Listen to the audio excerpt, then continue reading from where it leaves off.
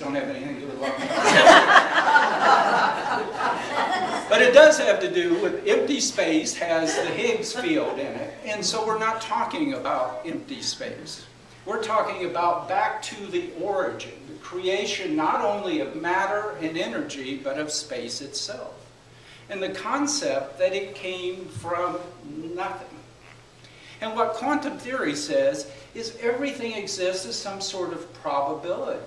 And so if you have nothing, you're going to have the probability that at some point you're going to have something. And if you wait long enough, that probability is going to occur. And so what this says is that where we come from, the ultimate origin of us and everything around it, is nothing, but it's the nothing that is the potential for all creation. And so the origin of each of us is the potential for all creation. And so if our very origin is creative potential of everything, then freedom for us is not individual freedom. Because we are not individual beings, either physically or spiritually. But we are part of the one.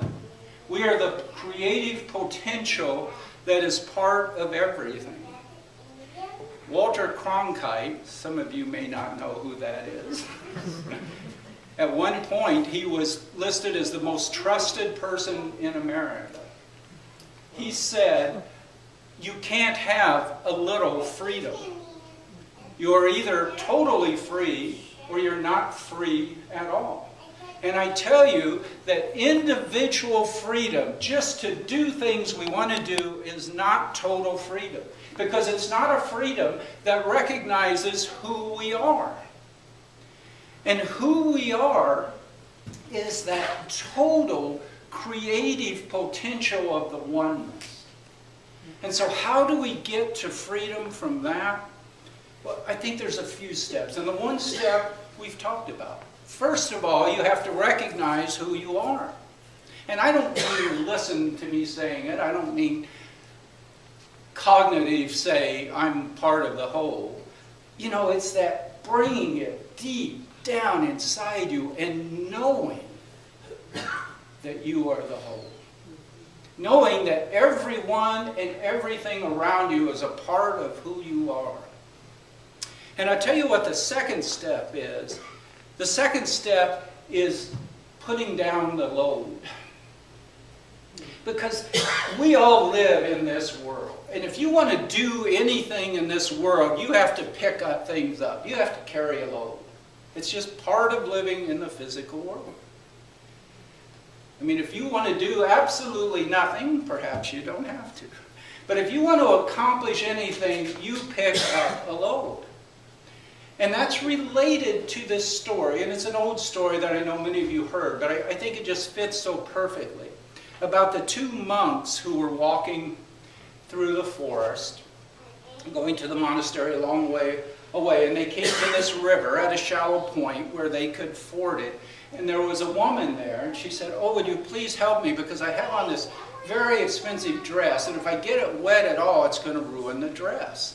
And so the first monk said, "Oh, okay, I'll help you." And he bent down, he said, "Get on my back," and he carried her across and set her down. And the monks walked on for several more miles, and then the other monk said to that one, "Brother, I just have to say this to you, that you know we're not supposed to touch women, and yet you picked up that woman." And the first monk said, "Well, you're right, I did, and I put her down on the riverbank, but you've been carrying her for miles." And that's what we do. There are things we want to accomplish, and when you want to accomplish those things, you pick up a load. And there's people we have to deal with, and sometimes when you have to deal with those people, you pick up a load. And when you pick up that load, you've got to bend over and you've got to carry it. And I can't tell you that you don't have to do that. But when you're across the river, put the load down. Because what we do is we pick up this load And then we pick up this load, and then we pick up this load, and it's all been done, but here we are. And what's our world then? Our world is that point right there. Our world is a few feet right in front of us, and to us, that's reality. And we think that that little piece of us and that little piece that we see is what life is and what life is about. But if we can put down those loads and stand up and look around, you see the whole world. And you see it's all there and it's all part of you.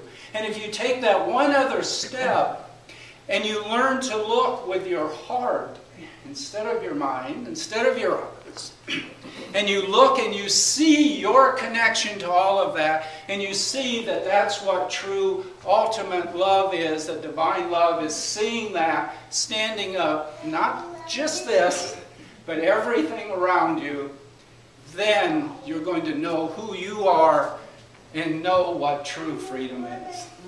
Thank you.